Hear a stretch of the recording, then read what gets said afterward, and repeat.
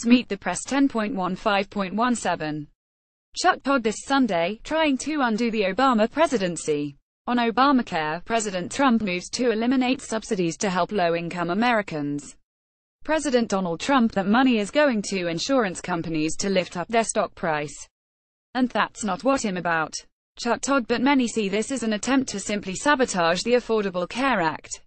Sen. Chuck Schumer DNY Obamacare's not perfect. But it doesn't mean you take it away and hurt people. Chuck Todd on Iran, the president threatens to end the nuclear deal. President Donald Trump, Iran is not living up to the spirit of the deal.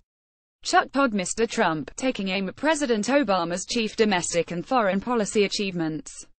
My guest this morning, the U.S. Ambassador to the United Nations, Nikki Haley, and Ohio Governor, John Kasich. Plus, Republican Civil War, Steve Bannon IDs the enemy of the Trump movement. Steve Bannon, there's a time and season for everything. And right now, it's a season of war against a GOP establishment. Chuck Todd and more and women accuse Harvey Weinstein of harassment and worse. Will the growing anger over this kind of behavior actually change Hollywood and beyond? Joining me for insight and analysis are Kimberly Strassel, columnist for The Wall Street Journal, Dan Bowles, chief correspondent for The Washington Post, NBC News Capitol Hill correspondent Casey Hunt, and Heather McGhee, president of the progressive group Demos. Welcome to Sunday. It's Meet the Press. Chuck Todd from NBC News in Washington, the longest-running show in television history, celebrating its 70th year. This is Meet the Press with Chuck Todd. Chuck Todd, good Sunday morning. It was easy to watch President Trump go after President Obama's signature domestic and foreign policy achievements this week, Obamacare and the Iran nuclear deal, and conclude that he was simply working to undo the Obama presidency. But it was also possible to conclude that Mr. Trump was eager to look as if he's doing something while punting the final decisions to Congress. Here's the president talking to reporters on Friday about the proposed cuts to the poor on subsidies via on Obamacare. President Donald Trump: now, if the Democrats were smart, what they'd do is come and negotiate something. What would be nice, if the Democratic leaders could come over to the White House, the Democrats could come to me, I would even go to them. Chuck Todd, and here's the president on Iran. President Donald Trump: we will see what happens with Iran. We're very unhappy with Iran, because we'll see what happens over the next short period of time. But we'll see what happens. Chuck Todd: of course, complicating matters for Mr. Trump is the chaos that consistently surrounds his administration. The president engaged in a Twitter battle with Senator Bob Corker, the chairman of the committee responsible for any reworking of the Iran deal. He lashed out at Secretary of State Rex Tillerson, actually even questioning his IQ perhaps. And when Tom Price resigned as head of HHS, it left no cabinet secretary to implement the changes the president wants to make to the Affordable Care Act. All this while President Trump is promising to make sweeping changes here and overseas. It's become a familiar tactic.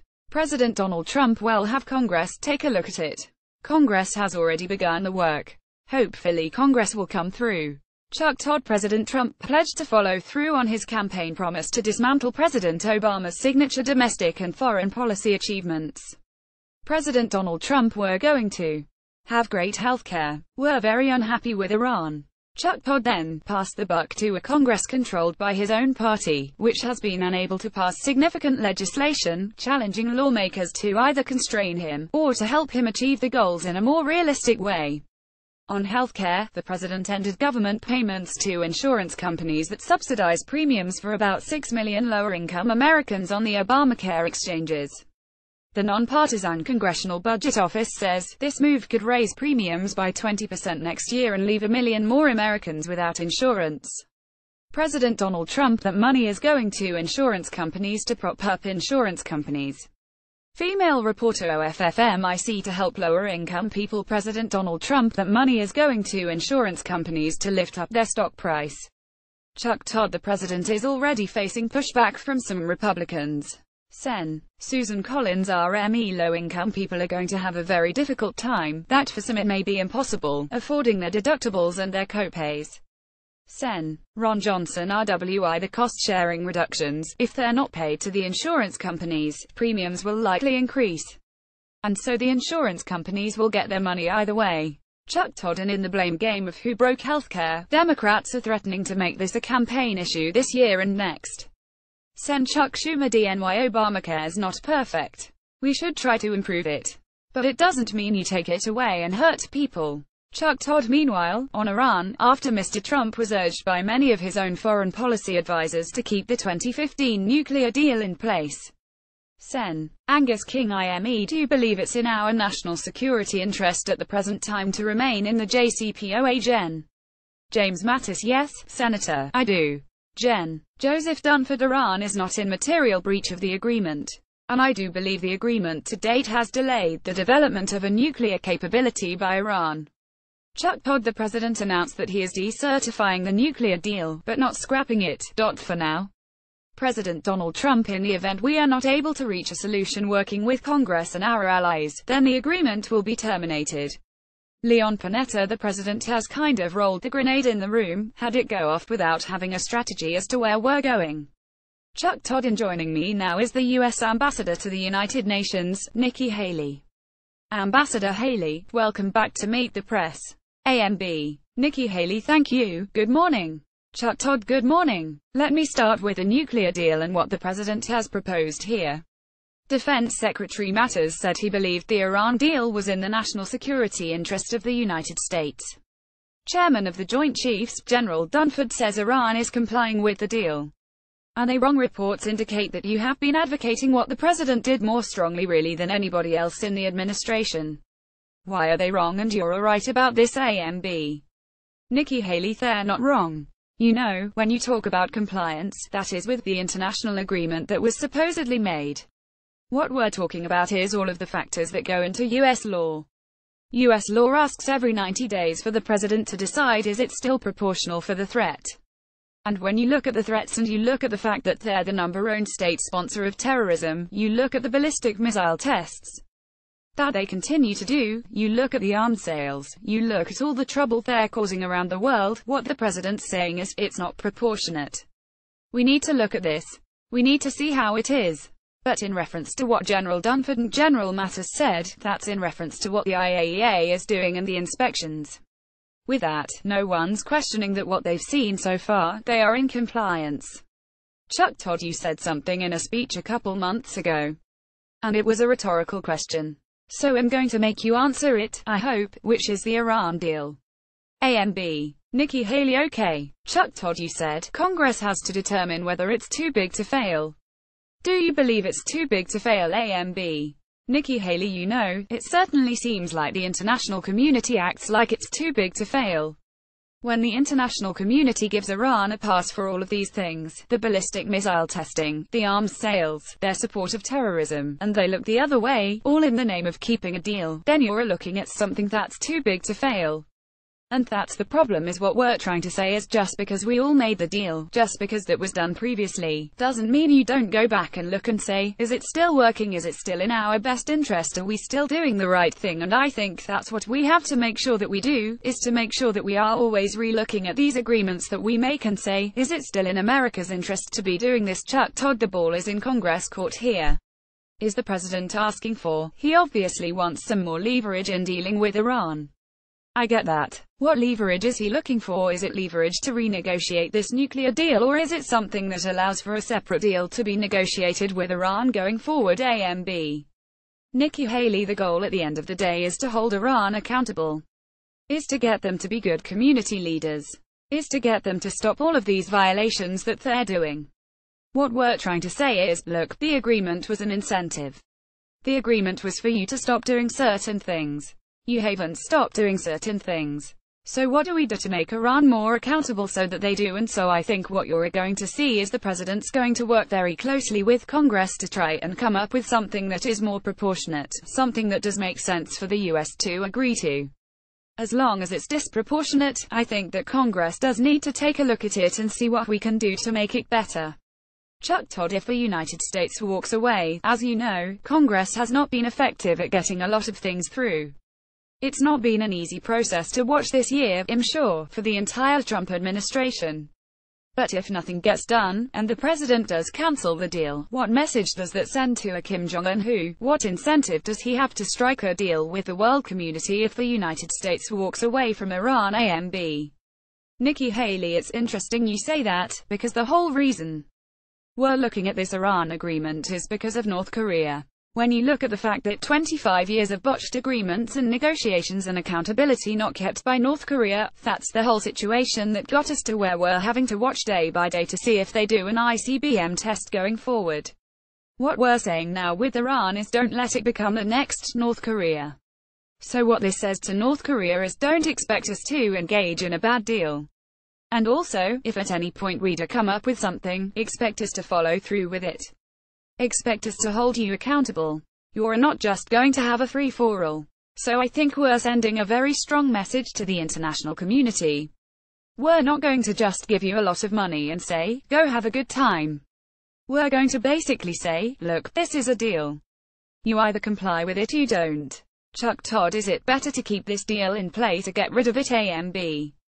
Nikki Haley, well, I think right now, you're going to see us stay in the deal. Because what we hope is that we can improve the situation. And that's the goal. So I think right now, we're in the deal to see how we can make it better. And that's the goal. It's not that we're getting out of the deal. We're just trying to make the situation better so that the American people feel safer. Chuck Todd, right. But what I'm saying is if there's nothing that Congress can do to make it better in the eyes of this administration, is it better to stay in this deal as it is, or get out? AMB. Nikki Haley, well, I'm not going to try and pretend that nothing is going to happen. I think we have to go with the hopes that something does happen. I think on both sides of the aisle, they all agree that Iran is a threat. And I think you have to remember too, the previous administration never even let Congress have anything to do with this. This was an executive agreement. It was never an international agreement that included Congress. Chuck Todd, by the way, that's not fully fair. The reason we have this certification process is because Congress put constraints on the deal to do this. That actually is bringing Congress into the conversation. AMB. Nikki Haley and Congress did that because President Obama didn't give them the authority to be a part of that decision. So they did it to try and control the situation and not let it get to a bad problem. So I think Congress was actually thinking of this in the first place. Now we should let them follow through and see what they can do to make it better. Chuck Todd, you know, in the reporting on this, there was a story in Politico earlier this week that called you the president's Iran whisperer. And within that, there was a White House official that described some escalating tensions between yourself and the Secretary of State and using the quote, World War III proportions, describing tensions between yourself and the Secretary of State. What's your reaction to that comment? AMB. Nikki Haley, that is just so much drama. I mean, it's all this palace intrigue. What he'll tell you is, every member of the NSC works very hard to put options on the table for the president. And we all work very well together, and our goal is to always make sure we're keeping Americans safe. And so I am glad to be living in New York just for that reason, is that I don't want to be near the drama and I don't want to be near the gossip. I'm going to continue to do a good job, and so is every member of the NSC. Chuck Todd, well, I want to ask you another question on this front, having to do with something Senator Bob Corker said.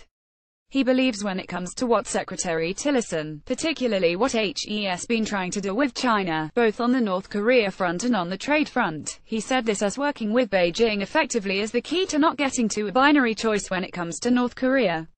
When you publicly castrate your Secretary of State, you take that off the table. Do you agree with Senator Corker's assessment here, that the president has essentially undermined his Secretary of State when it comes to North Korea and China? AMB. Nikki Haley, you know, I'm not going to get into the drama of the he said situation. What I will tell you is what I have witnessed is the president and Secretary Tillerson work very well together. I've been in the room with them many times. They continue to work strongly together. The secretary puts out as many options for the president as he can. He makes a decision, there's a mutual respect, and they go forward. And so everything that I have witnessed, all was fine. And if there's a problem, that's really a question for Secretary Tillerson. That's not anything for the rest of us to answer. Chuck Todd, your understanding, does the president have full confidence in Secretary Tillerson? AMB. Nikki Haley, yes he does. Yes he does. Chuck Todd, I want to ask you, put your hat on as a former governor of South Carolina. The president's decision on health care and these insurance payments, one estimation says that premiums could spike in South Carolina 23% due to this decision. If you were still governor, how would you handle the fallout from this decision by the president? AMB. Nikki Haley: well, I think when I was governor along with so many other governors, what we asked was for Congress to act. And we said, act in a way that we can get block grants. Act in a way that we have more control over our money and we have more control over the decisions that need to be made for the citizens we represent. And I think what you're seeing now is Congress didn't act. And if Congress didn't act, the president did what I think a lot of governors would want him to do, which is make some decision, do something, try and fix something that was really bad, that wasn't working for any of the states. And I think he's done that. What you will now see is governors will step forward and look at how best to move from here. And I think that's going to be a conversation that happens between Congress and the governors, the president and Congress, and we'll see where it goes from there. Chuck Todd: is this though? I mean, you know this law well, you had to implement it in ways, and I know you didn't necessarily agree with all facets of it, and you didn't expand Medicaid and things like that. But does a decision like this, does it make the law work less better? Is that a good thing to do at this moment, since Congress couldn't come up with a replacement AMB? Nikki Haley: well, I think you're asking the wrong person. I did not agree with the healthcare law. I didn't agree with any aspect of it. So I just assume not have it. And so having said that, what we say is, governors are best to handle their people themselves, with their budgets themselves, in the way that's best appropriate. What we've said is the federal government can't fix these things. And so I think that what we saw was action from the president, and that's what every governor wanted to see, and I think you will see every governor step up and do what's in the best interest of their people. Chuck Todd: and finally, back to your ambassador hat on. AMB. Nikki Haley: thank you. Chuck Todd: on Cuba, Chief of Staff John Kelly at the podium. He was asked about what's been happening to American diplomats in Cuba. And he had a very sort of cryptic response on sort of who's behind it. And he simply said this: we believe that the Cuban government could stop the attacks on our diplomats. But we have never accused the Cuban government of being behind it. Does that imply we know who's behind it? Cuba knows who's behind it and we've just got to get on the same page, or we don't know yet. AMB. Nikki Haley: basically, it says that we're not saying that the Cuban government is responsible for these attacks. What we're saying is that they are able to get down to the bottom of it.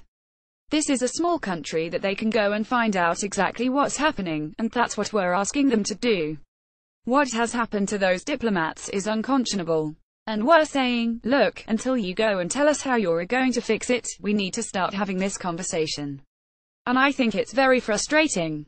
But no, we're not implying the Cuban government did it, because we don't know that for sure. What we're saying is find out what's going on and get to the bottom of it and make it stop. Chuck Todd: you have mentioned a few times that you're glad you're in New York, and not Washington. Have you noticed a difference in John Kelly's tenure as Chief of Staff? AMB. Nikki Haley: well, I can tell you this, he is certainly very disciplined. He has brought order and organization to the White House in a way that I think everybody is relieved. And I think that he keeps everyone on message, he keeps everything going in the right way. But he still allows for communication to happen. So I think we've all been very excited and happy to have General Kelly. I think he's a huge asset to the team. Chuck Todd: all right, Ambassador Haley, that's all the time I have. AMB. Nikki Haley: all right, thank you. Chuck Todd: appreciate you coming on and sharing your views. AMB. Nikki Haley: okay, thanks so much. Chuck Todd: you got it. When we come back, President Trump is increasingly under siege from those who would normally support a Republican president. Here's just one example. Columnist George Will saying the president is, quote, untethered to principle. There's plenty more where that came from. That'll be next. Commercials not transcribed. Chuck Todd: welcome back. Panel is here. Kimberly Strassel, columnist for The Wall Street Journal. Heather McGhee, president of the progressive group Demos. NBC News Capitol Hill correspondent, Casey Hunt, who has a new show debuting on MSNBC today, The Best Name Ever, for Those About to Rock, KCDC. And Dan Valls, chief correspondent for The Washington Post. All right, before you guys get into it, I'm going to start the conversation this way. Let's take a look at the criticism of President Trump. We've been hearing a lot these days. But it's all coming from folks who would normally be pretty supportive of a conventional Republican president. Senator Bob Corker of Tennessee used the phrase, heading toward World War III. Senator Ben Sasse of Nebraska, recanting on the oath you took The Wall Street Journal's Peggy Noonan, something's going on. Syndicated columnist George Will, tantrum as governance. And even the president's close friend, Tom Barrack, he's better than this. Dan Balz, you called it governing by cattle prod here. What is happening? It feels like we're in another level of Republican concern about the president. Dan Balz, well, I do know, I think you could argue that it's another level. I think it's a continuing level. I think this comes and goes and there are moments when something happens. And I think you have to give Senator Corker the responsibility for ratcheting it up this week with what happened a week ago today and the tweets. But what we've seen from the president, and both on the healthcare and on the Iran agreement, we've seen this effort of him clearly frustrated in action, clearly wanting to send a signal to his base, that he is trying to do the things he said he would, but without a clear solution or a path to get to where he wants to get to. And so he throws it to the Congress and says, you all fix it. Chuck Todd Wright. Kimberly, Peggy Noonan, your colleague on the Wall Street Journal opinion page. Boy, she had a pretty tough piece on the president, noting all the different sort of both blind quote complaints and public quote complaints. And she writes this when a theme like this keeps coming up, something's going on. A lot of people appear to be questioning in a new way, or at least talking about it, the president's judgment, maturity, and emotional solidity. Kimberly Strassel, look, I think some of the people you mentioned there at the beginning actually have been longtime critics of President Trump. Chuck Todd, fair enough. Not Bob Corker, though. Kimberly Strassel, no. That is new. But then again, he was the subject of a tweet blast, so he probably needed to get it out. Chuck Todd, it's a little personal. Kimberly Strassel, just get something out there. But I think if you talk to most Republicans, it's actually interesting. They kind of moved beyond the surprise stage anymore. What surprises them is anyone is surprised anymore that the president does these things. And so if they're instead trying to just get things done. And I would argue that what you actually saw come out of the White House this week was in fact the product of some very deliberate work. It wasn't necessarily chaotic. They've been talking for a long time and went through a long process to decide to decertify, even though, he didn't defy his advisors. They said, don't get out of the deal. And he didn't get out of the deal in the end. He just decided to have Congress finally have a say on all of this, which is what Congress should they got to do in the first place. Heather McGee, but I do think, first of all, playing games with the Iran deal actually does have a demonstrable effect on our credibility, on what is happening inside the country. It strengthens the hand of the anti-American hardliners. It's just not a well thought out policy that helps putting forward. It's, as you said, Chuck, it's the desire to sort of make news and look tough and then punt without a sense of the end goal. And the problem is that these are life and death situations. That his sort of desire to always look tough, his desire to make news, whether it's in Puerto Rico, whether it's with the NFL, whether it's with healthcare, you start to see this sense that helps trying to create this constant us versus them, where the us is a very narrow segment of the country, and the them is far too many people whose lives are on the line and are vulnerable right now. Kasie Hunt, one thing about Bob Corker's role in all of this that I think has been a little bit underappreciated is that I don't think his response is because the president tweeted at him. Corker is extraordinarily strategic in this way. And he is someone who has built a relationship with the president and who has figured out what the president responds to, which is strong public statements. Many of the senators who have the best, it's most influential with the White House. Chuck Todd, that is true. It does get his attention. Kasie Hunt, they've learned that if the president sees you on TV, then suddenly he thinks that you matter. And so I think Corker has been watching carefully to see if his remark that the president could start World War III perhaps inclined the president to make a public stand and show that's not what he was going to do. And Corker was very involved in these behind-the-scenes negotiations around what was ultimately a half measure for the president on Iran. He didn't go as far as he wanted to go, the president. Kim Strassel, right, but many Republicans, in fact, want to be handling this issue. Because look, they were never happy that Barack Obama went out and had a piece of paper and didn't certify it as a treaty, give it to the Congress as a treaty for them to have a role in it. And no, Heather McGee, but the reason they didn't do that was because Republicans, most of whom are still in office, were not willing to do that. Kim Strassel. Well, in fact, what the hope is here now, and this is where I disagree, I think you can come out of this much more strongly, is that what you do is you get Congress and you get the Europeans to renegotiate some of the terms of this and move beyond the kind of delusionary policy of Iran that wasn't really working. Chuck Todd. But Dan, I guess, HES asking a lot of Congress in the next 90 days. We've got to get a budget passed to keep the lights on. The debt ceiling. Let's not forget the dreamers. I think that also, although they may extend that deadline, Dan BALZ, they may slip that.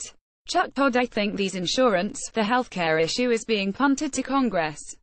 Iran, they haven't had the capacity to get much done.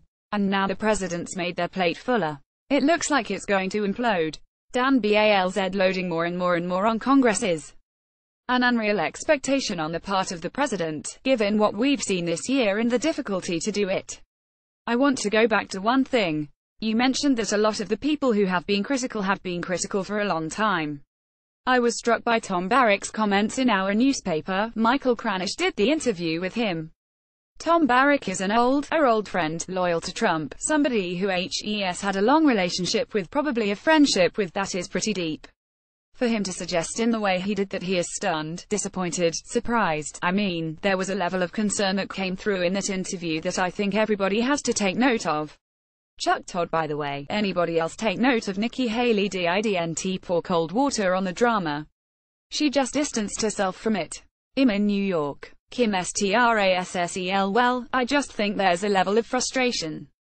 You heard the Chief of Staff say this as well in his meeting, that people are so focused on these internal what's going on in the president's head and to his allies, are they still happy with him?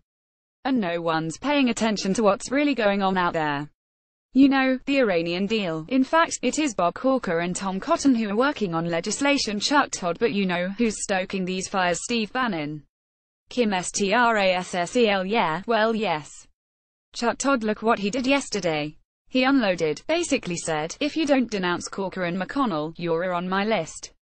And he name-checked Kim Strassel. Yes, I agree. Chuck Todd. Certain people like Deb Fischer of Nebraska. Seriously, Kim Strassel. Yeah, I know, you're going to go after her. Kasie Hunt. And the broader strategy here. I think we've talked about the president kicking all of these things to Congress. I mean, it sets up very well for 2020. The president just goes out there and says, this priority, this priority, this priority. Congress, you have at it. They do nothing. Who's in a good position? Him. Chuck Todd. Okay, it sets him up. What does it do to Republicans in 2018? Heather. Kim Strassel. Does he care? I'm not sure he cares. Heather McGee. I'm wondering if Steve Bannon is trying to create enough of a new wave of Republican candidates that is going to be, and I don't think this is electorally going to happen, but I think there's a sense that there's an even more extreme, more pro-Trump wave of Republican candidates that helps trying to field in 2018. Kim Strassel. Well, a lot of the people though that we're talking about here are not necessarily big successful case studies out there. I mean, you look at Nevada, Danny Tarkanian, how many times has he lost? 5 times I think, and you know, and also Heather McGee. I agree, I don't think there's an electoral path, but Kasie Hunt, how many Republican donors do you actually get behind this movement? Steve Bannon is saying, well, I think it's something that the Republicans need to be aware of. But we still need to see if it's going to work. Chuck Todd. Do you take this Bannon stuff seriously, Dan, or is he a little bit? There's times that he strikes me as a lot of hat, and not much cattle. Dan BALZ. I do and I don't. I mean, I take it seriously because he has a megaphone right now and he has a platform that he is using. And, you know, in the same ways that Trump is a disruptor from where he is, Steve Bannon is disrupting. And the more tension and the more infighting and the more, you know, anger there is created in the base against the Republican establishment, the more difficult it is to get all these other things done. Chuck Todd. All right. I'm going to pause the conversation here. When we come back, Governor John Kasich of Ohio, on the changes in Obamacare and on whether he and President Trump can exist in the same political party. Be right back. Commercials not transcribed. Chuck Todd. Welcome back. It's one thing to propose changes in how healthcare is delivered, as President Trump has done. It's quite another to implement those changes. That job falls to the nation's governors. One of those governors has had, and may still have, presidential aspirations. Joining me now is Republican Governor John Kasich of Ohio. Governor Kasich, welcome back, sir. Governor John Kasich: Yes, sir. Chuck Todd: Well, let's talk healthcare. You've been implementing the law, you've been both trying to propose fixing it, and trying to make it work as it is. So let me ask you this. Did what the Trump administration announced on Friday, do you consider it, as some critics have, a purposeful attempt to sabotage Obamacare? Governor John Kasich: Well, Chuck, I can't read people's minds. But what I can tell you is to cut these payments off. And people are saying, oh, well, these were some big bonus to insurance companies. No, these were payments to insurance companies to make sure that hardworking Americans, who don't make a lot of money, can have their co-payments taken care of. It's a subsidy to do that. And what this decision leading to are higher prices. Some people will not be able to afford health insurance. Or people will have to make very significant choices. And I'm talking about hardworking people, trying to work their way up and out of their situation. It's going to impose higher costs on their families. Some people will not be able to afford it. But what I don't understand, Chuck, is what are they doing? Are they just passing these things and people are praising what the president did because of politics? I mean, do they understand the impact that this has on families, on people? Read the stories of what these people are saying. They finally have health insurance, and then the next day they wake up, and now they're not so sure they can afford it, or whether they'll be able to have it. What is the purpose of this? I've got to say, Chuck, this whole issue is about people. It is not about politics. It is not about numbers. It's about people. And these congressmen, they're seemingly willing to do nothing. And I've got to tell you, including the Democrats, who once this last Republican proposal died, they seem to walk away from the table and not want to give states flexibility. It's a shame on everybody. And who gets hurt? People. And it's outrageous. Think of, Chuck, if all of a sudden I told you, you and your family have no health insurance.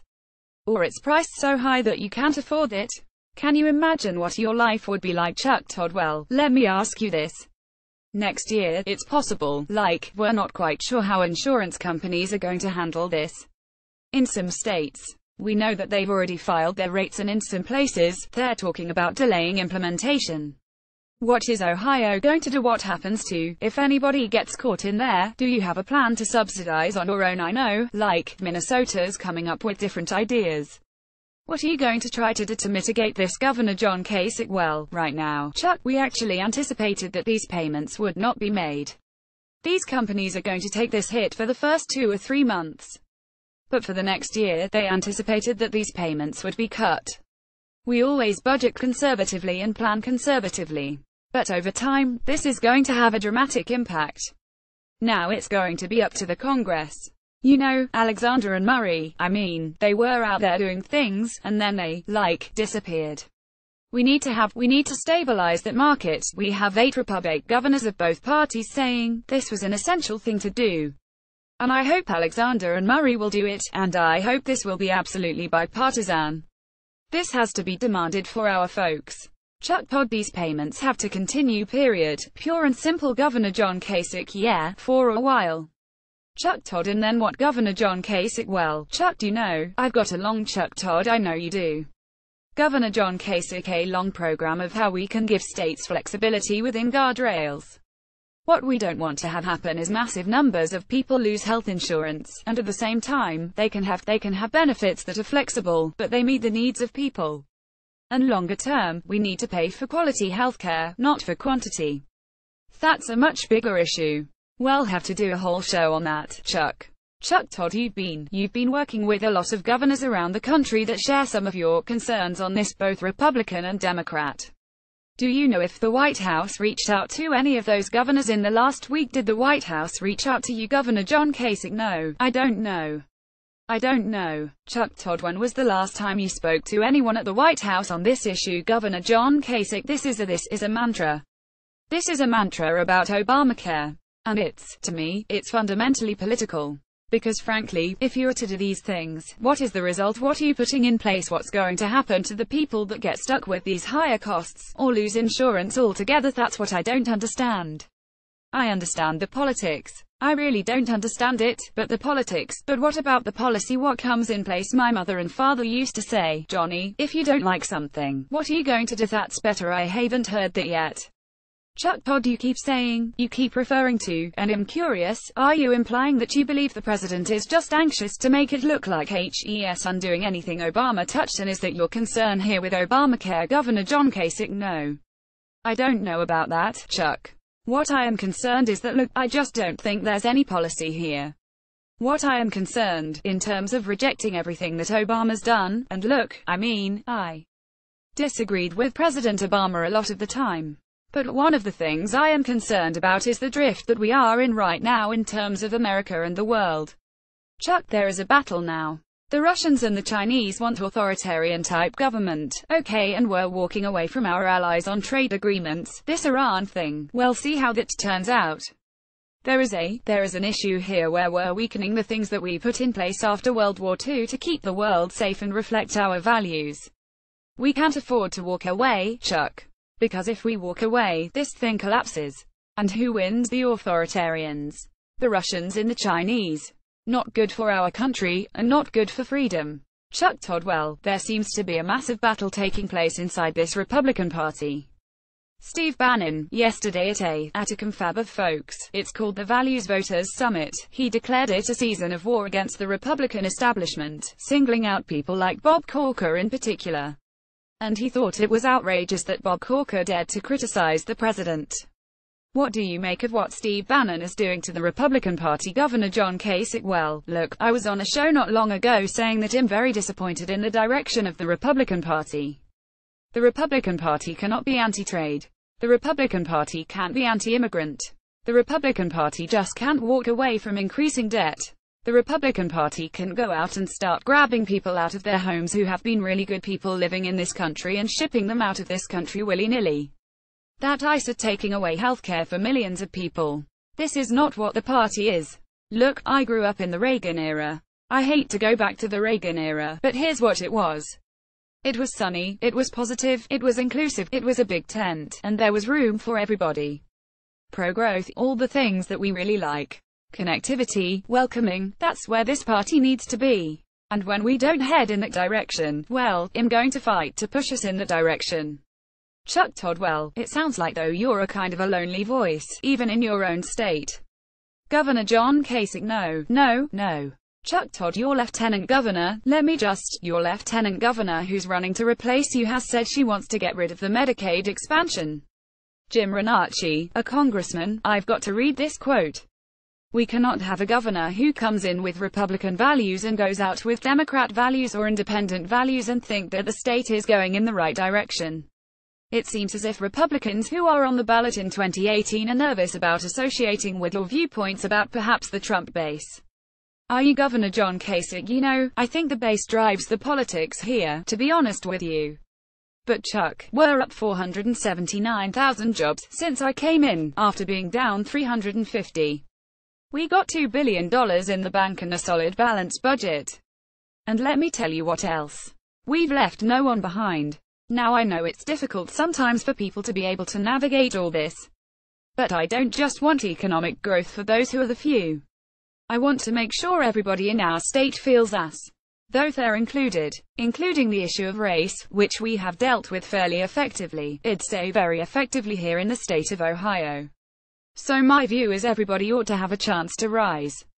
That's the party I grew up in. And if people want to yell and complain and criticize, I don't pay any attention to that. We're doing the right things, cause the people, the state believe we're heading in the right direction. Chuck Todd: At what point do you think you won't be able to change your party? Governor John Kasich: I never give up, Chuck.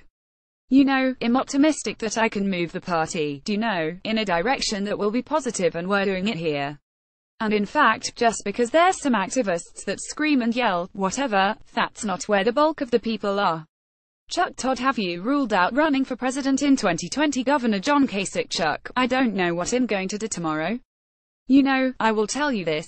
The other day, with all the chaos going on, my wife said to me one morning, she said, John, I wish you were president.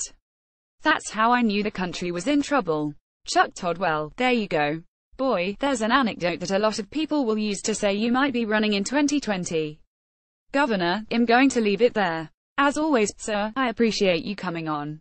Governor John Kasich: Well, if it's Sunday, of course, it's Meet the Press. Chuck Todd. Well, should you be? Well done, sir. When we come back, why you may have more in common with someone living thousands of miles away than with people in your own state. Commercials not transcribed. Chuck Todd. Welcome back. Data download time. Of all the splits that define the red-blue divide in America, none may be more important than where we live. Looking at the presidential election results since 2000, it's become pretty clear that the big metro centers are starting to look more like each other than the rest of the states they're actually in. Let's look at Fulton County, Georgia, home to the city of Atlanta. In 2000, Al Gore did 33 points better in Fulton County than he did in the rest of the state of Georgia. By 2016, that gap grew to 51 points for Hillary Clinton. It's a similar story in Milwaukee County, Wisconsin. In 2000, Gore did 24 points better in Milwaukee than he did in the rest of the state of Wisconsin. In 2016, that number climbed to 44 points for Clinton. Look, regional differences that we've long relied on have become frankly antiquated ways to describe the country. Atlanta and Milwaukee urban, diverse, democratic, look, feel, act more like each other than they do the rest of their regions, the South and Midwest. So why is that? Well, the Pew Research Center recently asked what kind of community people prefer to live in. 65% of Republicans said they would prefer to live in a community, quote, where the houses are larger and farther apart, but schools, stores, and restaurants are several miles away. That's a pretty spot-on description of a rural community or an outer suburb. Among Democrats, on the other hand, 61% of them preferred, quote, smaller houses, closer together, walkable to schools, stores, and restaurants. That's a pretty apt description of a big city or a close-in suburb here in America. Look, these aren't just cosmetic differences, by the way. Where you live plays a big role in who your neighbors are, stores and restaurants that you shop at, and how you see the world that you live in. The partisan divide isn't just about politics or geography. It's increasingly about identity and how people live their everyday lives. When we come back, the Motion Picture Academy expelled Harvey Weinstein yesterday and said, quote, the era of willful ignorance and shameful complicity in sexually predatory behavior and workplace harassment in our industry is over. Really is it? Are more members of the Academy about to see their lifetime memberships end as well? We'll be back in a moment with Endgame. Commercials not transcribed. Chuck Todd back now with Endgame. I want to start with healthcare. We know the politics of healthcare are fraught. Look at this poll. Who's responsible for healthcare going forward? According to Kaiser, 60% said President Trump and Republicans, 28% said President Obama and Democrats. Pottery barn rule in effect here. Heather McGhee. Absolutely. Somebody needs to tell the White House. I mean, he is deliberately sabotaging. Chuck Todd. You believe it's a deliberate sabotage? John Kasich. Wouldn't he go there? Heather McGhee. I think he was being very politic. I don't think anyone has another theory about why he would really be doing. Kim Strassel. I do. Heather McGhee. Okay. Go ahead. Kim Strassel. I do. Yes. No. Yes, not deliberately. First of all, it's Heather McGhee. Didn't Steve? I'm sorry. Didn't Steve Bannon actually just admit it? I was just looking at Twitter. Steve Bannon, I think, just admitted that it's about sabotaging the bill. Kim Strassel. So, the one word we haven't even heard anyone say here today is extralegal. These were extralegal payments. Okay, you're not supposed to make these payments unless they're appropriated by Congress. They have not been appropriated since 2014. Chuck Todd. And there's a legal dispute about it. Kim Strassel and a judge. Actually Kim Strassel, but a judge has ruled. So far, the only ruling. Chuck Todd. One judge, Kim Strassel, on the books, so, has backed up that. Chuck Todd. Fair enough. But it was going to be appealed. Kim Strassel and Congress has wanted that authority back. Okay, and so I think the goal here is that first of all, it's not necessarily going to destabilize the market, although it will likely decrease choice. Republicans Heather McGhee and increase premiums by about 20%. Kim Strassel, which people will get back from subsidies that they get from the other end, rather than Kasie Hunt, which is why whole thing costs more money. Kim Strassel, which is why the Heather McGhee, which is why you lose the deficit. Kim Strassel, why it costs more money. Heather McGhee and about 1 million people will lose health insurance. So how is this not a problem? Kim Strassel. Sir, Republicans probably have a motivation now to go out and continue them and put their stamp on them. and Democrats may have a goal to go out and give them more choice. Chuck Todd: so you have my theory. That's what I believe is that Kim Strassel this was to inspire a deal in Congress. Chuck Todd: that he is not against these subsidy payments. He just is daring Congress to codify it. Kim Strassel: that's right.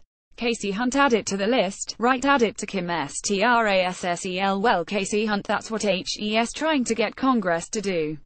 Chuck Todd: but Kasie, how does that get Kim Strassel to put some more pieces into it for a negotiation? Chuck Todd: how does that get through the House? That will get through the Senate. How does that get through the House? Kasie Hunt: yeah, look, I think if they can, in fact, if Lamar Alexander and Patty Murray are able to come back to the table and actually get something done, I do think there is a possibility that there will be a fix, a bipartisan fix for the markets.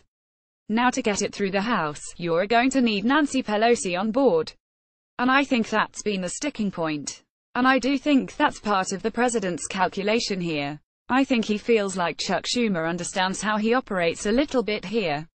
And him daring Democrats to do this is part of trying to actually cut deals. I do think, at the end of the day, the president wants to cut deals. He wants to be viewed that way. And I think HES concluded that Mitch McConnell Republicans aren't going to help him, but Democrats might. Chuck Todd: Dan, do you believe he will sign anything on healthcare that makes it looks like he made a change? Dan Balz: probably, sure. Yeah. Chuck Todd: no matter what it does. Dan Balz: oh yeah. Chuck Todd: ideologically Dan Balz: yes. Because HES never been any fixed position on what he thinks about healthcare. So I think HES open to anything that suggests that they are solving a problem or a piece of the problem. I think the question is, I agree with you. I think he wants to make deals. I think HES not clear which side he really wants to try to deal with first, or how he brings the two sides together, if there's a way to do that. Chuck Todd: Heather, is there the political capital for the Democratic leaders to negotiate with Trump? Heather McGhee: I think that if they were to be able to do something which would reach real people, improve the healthcare situation in this country, because we're talking a lot about political gamesmanships and where the president is trying to move and he wants to appear to look like HES the one who signs the deal. But meanwhile, people can't afford to go to their doctor. And not because of any fault of their own. I mean, let's zoom back for a second. Why are there so many people who need these subsidies? It's because, do you know, big profitable businesses are not paying their employees enough and they're cutting back on benefits. So it just feels like oftentimes the core question of can working families afford healthcare is getting lost in all of this.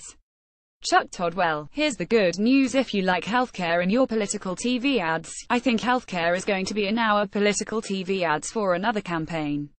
I want to. Dan Balz: what a great thought. Chuck Todd: I figured that would be. Let me change subjects here. Harvey Weinstein. And I want to start with Maureen Dowd. Here's what she wrote this morning. Women in Hollywood say social media, plus the anger about Trump getting into the Oval Office instead of Hillary, were propelling forces in the fire raining down on Weinstein. I hope it's a witch hunt, said a top Hollywood woman. I hope it's a purge. There are people we have to get rid of in our business. Everyone knows them. Now, let's set aside that actually witch hunt is the exact wrong metaphor to use here. Witch hunt is innocent. But Kasie, you sort of see the point here. Do we think Hollywood will follow through and truly purge Kasie Hunt? I'm not sure yet. I think a lot of us, this town is a place where there's power imbalances in all of the hallways. And I think, do you know, a lot of Chuck Todd Capitol Hill. Plenty of it. Kasie Hunt, a lot of women have experienced a lot of things like this. I think there's still a certain level of it here. I think the question is going to be, is the culture on now a long-term arc of change or not? Are women going to be willing to stand up and say, hey, this thing happened to me, it's not okay? I'm not convinced it's going to be a permanent shift. Chuck Todd: all right. I'm going to have to give you a little insight on our editorial meeting. We were talking about this topic and talking about the discussion we should have this morning. And one of my producers said, the way I feel about the gun control debate, which feels like we're always in a cul-de-sac, and it goes nowhere and we have to talk about it and then set it aside. She was arguing, Kimberly, that's the sexual lasso conversation we have, and women in the workplace. We have the conversation when something high-profile happens, and then it goes away. Kim Strassel: well, actually, I think we have the conversation a lot, if you think about it. For instance, just a couple of weeks ago, everyone was having a discussion about the Education Secretary Betsy DeVos and the campus rape guidance she'd given. What I would like to see, I hope, come out of this is that people can in fact begin to make some distinctions about the examples of this sort of very, very bad, allegedly what just happened with Weinstein. And realize too that not in every situation comes to that level. And that we need to make sure that those people are being made an example of. Whereas instead of having a very muddy conversation on campus about anyone. Heather McGhee. So I was sitting in this chair actually when the Access Hollywood tapes came out. And I remember just sitting there and thinking, okay, this is a man who is bragging about abusing his power to sexually assault women. And HES now in the White House. I don't think we are going to see a sea change until there is real accountability. And I mean criminal accountability for abusing your power. And that's what this is all about. Chuck Todd. All right. I have to leave the conversation there. Because we are truly out of time. Thank you all. Before we go, I wanted to take note of the folks in California who are dealing with those devastating wildfires. One Santa Rosa resident told the LA Times, "When you stand there and look at the devastation, there are no words. I want to recognize the heroism of these first responders who have been running towards this danger when the rest of us are running away, and remember all the folks who have lost loved ones. Obviously all of our thoughts are with you." That's all we have for today. Thank you for watching. We'll be back next week. Because if it's Sunday, it's Meet the Press. End of transcript.